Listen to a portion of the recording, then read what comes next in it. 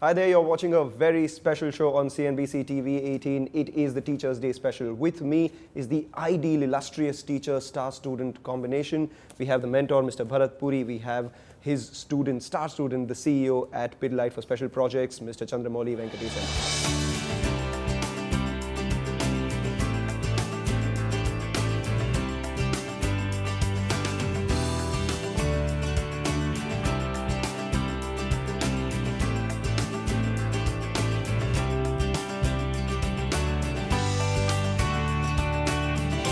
Pidilite is just one of those places. You guys worked before at Asian Paints, then worked at Cadbury. So this Jodi, so to say, has stuck around for a while. I still remember, fairly vividly, I went to address the management trainees of Molly's batch, which was 1991. And who was the guy asking the maximum questions? It was him. Who was the guy who had the maximum ideas? It was him. So I said, listen, this is the ideal candidate for marketing. You said he asked a lot of questions. So you were the mentor, he was the mentor? So was it love at first sight, so to say, or it blossomed over a period? I think a mixture of both. I always loved his energy, his enthusiasm. Therefore, it was always a pleasure to spar with him, to push him on stuff, send him back on various things. And actually, frankly, it starts as a teacher-student. Very soon, you learn from each other. So, I would say I have probably learned as much from him as he's learned from me. I have to talk about your book, The Catalyst, and I cannot recommend this more to anyone who wants anything to do with their corporate careers, not just that, for your life as well. The definition of a mentor is something that I'd like you to elaborate upon. And also, does Bharat check all the boxes? We'll come to the second one. I think the definition of mentor, I think we have to first understand the why of a mentor. And I think the simplest analogy I like to give is the daily traffic we face. So imagine I have no navigation device and I get stuck in a traffic jam. So what do? I look around, I find a neighboring street and I dart into that street. But I have no idea what's going to come ahead in that street. Yeah. Now, the mentor is like a Google map. So if you have a Google map and you say, okay, there are 4 routes from here, this is slightly longer, this is slightly shorter, this looks easy now, but this will get more difficult later.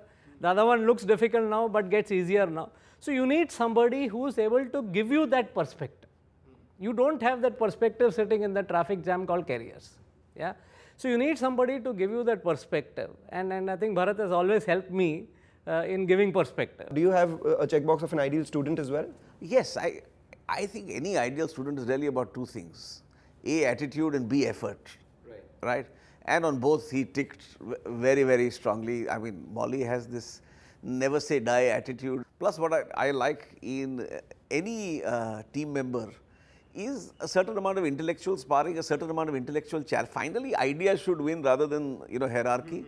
And with Molly, I assure you that, he's impossible to keep down. So if he has an idea and he's convinced about it, till you're walking in the car park, till this thing, he will still be trying to convince you of his idea. He'll run behind you. He's a marathoner. So. Absolutely. So, let's delve a little more into that. You guys have worked at Asian Paints, you guys have worked at Cadbury's, and now at Pidilite as well. Give me some stories where, there were incredible changes made because of this relationship. Molly is one smart, intelligent, and as I used to pull his leg, a straight logical engineering thinker. Okay. Now he came into communication. We were launching a premium emulsion, Royale, which is now launched. And I still remember, I told Molly, the agency is not getting the shade names right. You have to sit and work and get some shade names. Right. Oh, that was great fun because Molly, being engineer, said, X-pink, pale rose. Said, Molly, it's a premium emulsion. You have to make the shade names come alive. Oh my God, I had great fun with him and he would like it. I remember one day I walk into office and he's sitting with a dictionary. I said, what are you doing with the dictionary? Arey, otherwise you're not going to approve my shade names. Talking of Asian Paints itself, I think I would say possibly one of the contributions that Bharat and me made to that company was moving that company from an interior paint company to interior and exterior paint company. 2 of the iconic products of exteriors, Apex and Ace, we launched as a team. You are CEO of special projects here. What are those special projects that you're working on? Take its time and we will get you there, but I can tell you that we are at something interesting and we do hope that we can work the magic again together. Is it? Yeah, hope so. Yeah. So let's turn the clock back. You went to a very famous school which had a famous classmate. I want to know that story. I went to the Lawrence School, Sanar. Okay. And, amongst my classmates, Sanjay Dutt was a classmate of mine. Yeah. And the school had lots of distinguished... Are you featured in the film that recently came? No. Fortunately, the film doesn't start from school. But, I mean, Sanjay we were together in school through many years. And I must say, he was actually a very sweet person. Talking about sweet, go to Cadbury, of course. It's a natural segue that you guys gave it to me. Anything that you all learned from Cadbury? A year before I joined, and Bharat was, of course, in the thick of it. It was 2004, 2003, 2004, and the worm crisis that hit Cadbury, and Bharat was a leader there. And I think I kind of really learned by observing, but just observing how such an extraordinary crisis can be handled. First, crisis management.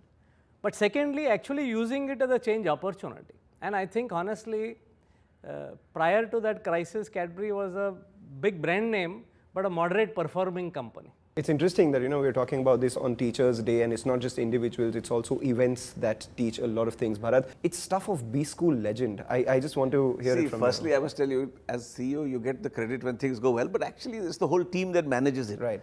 It's something, frankly, you would not wish even on your enemies, because when you're in the thick of it, it's coming at you from all ends. Morning, 7 o'clock, from when you pick up the morning newspapers to midnight, where you've got calls, extortion. So it is something which, and I still remember my chairman then, the company chairman, Sir John Sunderland, told me, Bharat, you don't realize it now, but this is a privilege that you're actually going through this. And I thought, what has this man been drinking last night? But actually, he was fully right. And today, when I think back upon it, it was one of your great learning experiences. Because that's the time, A, you're tested, B, you have to keep taking decisions on the spot. And, the expedient versus what is correct. I mean, that's the time, as they say, honesty is only tested on an empty stomach. I think what we were really proud about was doing the right thing. We just said 3 things. A, we will not do anything that we will regret later. B, consumer first. Forget everything else. It's the consumer who matters. And C, no blame games, no blaming fellows. Anybody can fall down. It's about how quickly we get up. And as a team, I think I was privileged that I had a wonderful team. And, 7 months later, we were back. You spoke about that wonderful team. Tell me about that salesman in one of your conferences which spoke about Amitabh Bachchan, gave you that idea? Yes, absolutely. This was a young salesman called Amit Upadhyay. I still remember his name. So he puts up his hand and says, Sir, hum Amitabh Bachchan ko kyun nahi lete hain? So I said, Amit, kyun? He says, Sir, dekho, is desh mein log do hi aadmiyon ki baatein sunte hain. One is the late Mr. Vajpayee, who was then the Prime Minister. And the second is Amitabh Bachchan. So, and when I was driving back to the airport, this was in Surajkund, which is a little outside Delhi, I thought there is merit in what he's saying, and obviously we can't get Mr. Vajpayee, and that's how we started with Mr. Bachchan. Do you all remember any one sort of run-in, professional run-in, and then how did you all manage because of your personal relationship? He was the global chocolate head and I was India chocolate head, and we had a very active working together. And you have to do justice to the role you are in. So where he's boss and I'm working for him, there's a different equation while we are the two same people. Where he's in a global chocolate role and I'm the India chocolate head, he's saying what's good for the world and I'm saying what's good for India, right? And you walk through these relationships and how do you move it ahead was another great learning. And because we also knew each other well, we could talk about these things separately. Not serious professional runners, but there are always disagreements, right? But where the relationship helps is in understanding intent. So I think in our run-ins, I've always known that his expression is with the sound intent of saying what's right. And he knows that my expression is with the sound intent of what's good for the business. The fascinating thing with Molly, I must tell you, is forget me. My wife, do you know that when he got married, his wife and my wife actually did a little ceremony as if they're entering the in-laws' house. Okay. So, and my wife, of course, I still at times treat him now like a senior manager. My wife still thinks he's a management trainee. Son-in-law. Correct. And you should see the ownership that she has of him and the affection that she has. And therefore, over a time, with Molly, the affection, therefore there is no doubting intent. You know that it is intellectually, he believes a certain thing, so on and so forth, etc. And once in a while I'll say, Molly, I have to come and hit you on the head because now it's time to hit. And he will say, okay, now he gets it. But that's because the relationship this is how relationships endure over time. Tell me a little about Pidilite. What has Pidilite taught you all in the time that you all have been here? And what was the value that both of you all brought from Cadbury's as well as Asian Paints?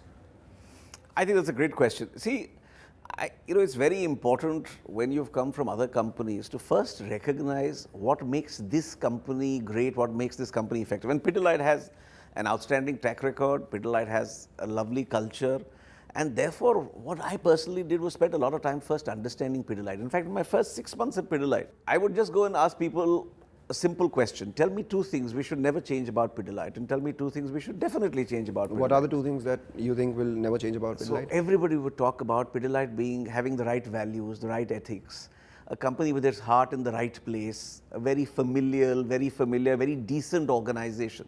Now that's the soul and DNA, and we must build on that. We should never lose that. Also, its core of innovation and its ability to always do things differently. These are things in Pidilite we should never change. And then how do you adapt Pidilite to the coming digital world? How do you adapt Pidilite to greater competition? How do you adapt Pidilite to be part of a larger ecosystem? We operate in a wide range of categories with tremendous potential, So when the moment you get into one of those categories, you feel highly excited. What are you most excited about right now? I think there are a set of spaces. I really like waterproofing. I just think we are at the real early stages 2,000 to 3,000 crore development. category. Yeah, it can go a very long way. It could be in tens of thousands of crores over a couple of decades. So we talk about a couple of learnings with regard to what's happening in the industry right now. The first one is modern trade. Do you think that companies with huge distribution moats around them are under threat because of the ease with which modern trade reaches out to more people? I think from a Pidilite perspective, I would say that the modern trade will slowly evolve. A lot of the purchase habits of Indians is not yet of the kind where you kind of drive a long way to shop, where you have the transportation infrastructure to be able to bring back everything, where you buy in bulk and stock it for much longer. You tend to buy again and again. Even if you take a carpenter buying Fevicol, they possibly buy every 2 days requirement. So I think the way it will evolve is that there will be specialist products catering to the upper end of the market. I think there's a great value that modern trade... The spray, for instance. All kinds of products. Great value that modern trade will provide in that. But there's a huge mid-market where people buy every day for usage. There I think the neighborhood shops... So of every incremental rupee that you're spending on increasing distribution, how much of that is attributed to modern trade? How much of that is to others? Let's ask the basic business question. Why will modern trade win? Modern trade will win because of 3 reasons, right? Price, assortment, or convenience. Right. The convenience piece in India vis-a-vis the traditional trade, modern trade is never going to win. Right. So they have to win substantially on price and assortment and weigh that against convenience. So if you look at, and then which categories will that matter in? So therefore, a consumer durables, I suggest, modern trade will actually play a much, much larger role. For impulse products, it's going to always play a much smaller role. Right. Okay. In categories, therefore, like ours, especially where, the thing in our categories is not only do we have to make them available, we have to also train users how to use them. And therefore, for us, 75% of the money that you will use in increasing distribution will go to traditional trade. We saw the sort of rush that took place at the IKEA stores, and then suddenly there is this burst of people saying that, okay, traditional furniture may have gone, and then you have, the ready-made furniture coming in. In that situation, do you think the relevance of Fevicol as a product is under threat? Maybe early days, but do you think that is something to be taken note of? We've obviously studied this. We've studied this trend over time, so on and so forth, etc. I think there's a place for IKEA and there's a place for custom-made furniture. Okay. There will be a new normal over a period of time, but given the size, scale and complexity of India, it will take a lot of time for the new normal to emerge. For us, incidentally, also machine-made furniture, factory-made furniture, in technology, we're the leaders. So we're also, it's Fevicol under a different, right. It's not the consumer Fevicol, but there's another Fevicol being supplied there. So in joineries, as we call them, we would also look at a share of Fevicol which is similar to the one that we have in the retail trade. Having said that, see, India is the only country in the world where custom-made furniture is actually cheaper than ready-made furniture. That's right. Now, this is not, while costs of labor will go up, while this will become more expensive, still in your and my lifetimes, this is going to be a massive, massive advantage. So I would suggest both will coexist, but the traditional carpenter is not going away in a hurry. competition is rife, and how? I mean, you've seen a lot of these campaigns around around the same categories that you all operate in. Do you think competition is rife enough for you to worry about it right now? Given Pidilite's significant leadership, profitability and size, we're not strangers to competition, right? We've had, I mean, if you look at Fevicol, every world major is pitted against Fevicol, whether it's an Huntsman, whether it's a 3M, whether it is Henkel has tried. Similarly, in our other categories, so you'll have, Jubilant has been there in wood finishes also for a period of time. See, competition is something that any agile, adaptable company has to deal with on a daily basis. And this is only going to increase as markets get more attractive, markets get bigger. Hopefully, as long as we keep delighting our consumer and customer a little more than them, we shall remain happy. Yeah. And I also think there's benefits to competition in businesses like ours. Because as I framed earlier, our number one priority is category growth. It's not, how do I fight you and how do you fight me? We are an underpenetrated category. So take something like waterproofing. I mean, the last 3-4 years has been intense competition, but it is starting to get the category to tipping point. The task of creating categories is a long one. And, to my mind, as long as we're focused and do that well, there will be competition, that's fine. But the person who works the hardest on creating the category will also own the category over time. And you guys are dead sure of working the hardest. We must work the hardest, and work not only the hardest but also the smartest. So let's say ये Fevicol का moat है, टूटेगा नहीं. One thing that has stood the test of time at Pidilite itself is that not only have you been the leaders in the categories and the products that you all have created, you all have also been thought leaders. So what are the categories of tomorrow where you guys are focusing your maximum thoughts on right now? Without disclosing any company secrets, our job is to keep spotting the pioneer categories of tomorrow. What is the pioneer category of tomorrow? I'll give you an example. We just bought a company in Pune called CP Polyurethane. CP is the leader in high-end floor coatings, right? Currently, high-end floor coatings are largely used in B2B businesses, big food factories, big automotive factories. We believe, take a city like Bombay. Bombay must have at least 500 small hospitals. It'll have 1,000 bakeries, mithai shops will be another 5,000. All of these fellows can actually afford but don't know what is hygienic flooring, what's the right thing to use. That's again a pioneer category. If you create that category, it's yours to have. How big would that be, according to you? As big as you want to make it. So I think we are at an inflection stage of becoming a very attractive employer brand. We are at an inflection stage of creating a very talented organization. And we are at an inflection stage of how do we organize ourselves to tap into the future. Okay. Yeah? And I think that's also very exciting, apart from the businesses and the categories. I keep saying we're going to create this unique pronorial company, a professional entrepreneurial, a company where capability, process, system matches a multinational, but it has the entrepreneurial spirit of a good, Bania company which is willing to take risks, do things.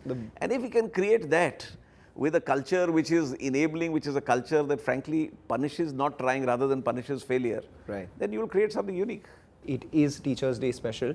Something that you as a company would like to teach the shareholders of Pidilite, because every time there are questions, what will happen, input prices, volume growth, something that as a company you would like to tell the shareholders? See, I think what we'd like to tell the shareholders is the best indicator of the future is our performance in the past and the present. Okay. And that's what we'll remain focused on. Teaching and learning as a process transcends all boundaries. Do you have mentors outside of Pidilite as well, and do you have mentees outside of Pidilite? No, I certainly, I think apart from Bharat, one of my, a person who's guided me a lot has been Anand Kripalu, who was in Cadbury for a long time and now is in United Spirits. So I do engage with him one a lot. Ideally, your mentor is not in a direct line of conflict. That's right. Yeah. Now, of course, our relationship allows us to manage these things very well. But you want to have a mentor who's advising only based on only one lens, which is what is good for you. That's right. They have no other interests. Yeah.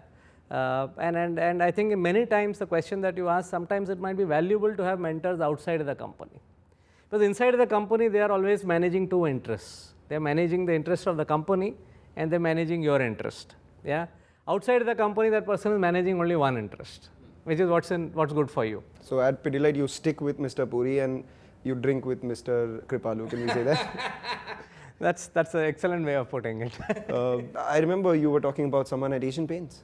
See, if you worked as long as I have, you are going to have mentees across organizations, whether it's in Asian Paints. I mean, Amit, who now runs large part of Asian Paints, Amit Singhal, is somebody I worked with and have a lot of affection for over a number of years. And not only mentees, I must say that every mentor also has mentors. That's right. So both, I always say I have a set of mentors, which includes, for example, an Aditya or other fellows. I have a sounding board, a very strong sounding board in my wife. And then you have a set of mentees. And I think that you will always have mentors, you will have sounding boards, and you will have mentees. I always know that if I suddenly get a phone call from somebody who hasn't spoken for long, I know, yes, this is a career conversation. Somebody has got a career dilemma or needs a piece of advice. So, in that case, how do you resist the temptation of hiring a mentee from another company? Anybody who wants to join Pidilite, what I would do there is, hey guys, if there is a position, I will put you in the selection process, but I will not participate. Okay. Right? And the person will go through the selection process. If he goes through, for example, as Molly did, as there is Giri, there is a Yogesh, they've all gone through selection processes where they've worked with you in the past, they're working with you again. But hopefully you've kept it dispassionate, because I don't want to create any organization where, there is the Ocean's 11 and there's everybody else. Okay, so compartmentalization is the key takeaway from that for me. Is that what you thought when you allowed him to write that book as well while he was working at Pidilite? Pidilite, we're very proud of Catalyst. We're very actually proud that we have this author within us. And my encouragement is go out more and do it. I mean, I just think that it's frankly old world thinking. When are you writing the book?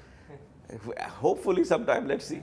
No, and I think it's important what Bharat says, and I myself never realized it, but I think one of the greatest jobs of senior management is being talent magnets. So I think primarily we keep focusing on producing results, but that works on a very narrow group. Yeah. What I'm seeing that, of course, there is value that's added back to society as a result of the book, but there's a value added to Pidilite. That's right. Of attracting talent. I'll give you an anecdote. I just interviewed somebody, and the person says, "Sir, can I start by just telling you that I have really wanted to meet you?" And I said, "Why?" He says, "Because I read about you in Molly's book." So that's how we started talk about talent magnet, there is a question. All right, so, before we end, I have to do this. You've learned a lot from him. One message as a teacher you would like to give to him this Teachers' Day? Yeah, I think the greatest thing about Bharat is his ability to manage the hard and the soft. And then that combination is actually what I really try to learn from. And I always came from a background of being a super sharp business brain, but possibly not enough strength as a leader and as a people person. And I think it's taken me a long time, and then observing him, seeing him, and of course my own reflections to kind of balance both, and that's the big learning for me. Bharat, what would you say about your student? I would say that, listen, I mean, I have actually learned a fair bit from him, but what I would say about him is, what I love and which I always encourage is, he's an original thinker. And therefore, I would just keep encouraging him to keep the reflection, keep the introspection. And I must tell you, the transformation, he said it very easily, this transformation in him and his soft skills. Molly was like, a take no prisoners manager. He's suddenly become a soft, touchy-feely. So he is really, I mean, over time, I feel really proud when I see him. There is almost a sense of paternal pride when you see the fellow, because you've seen him evolve over time. In your case, more father-in-law pride. Oh, yes, absolutely. And you've seen him evolve over time, and just more power to him, more books from him, more thinking from him, and more smiling from him. All right. Thanks a lot. This was a joy talking to both of you all on this Teachers' Day. Wonderful. Thank Thanks. you.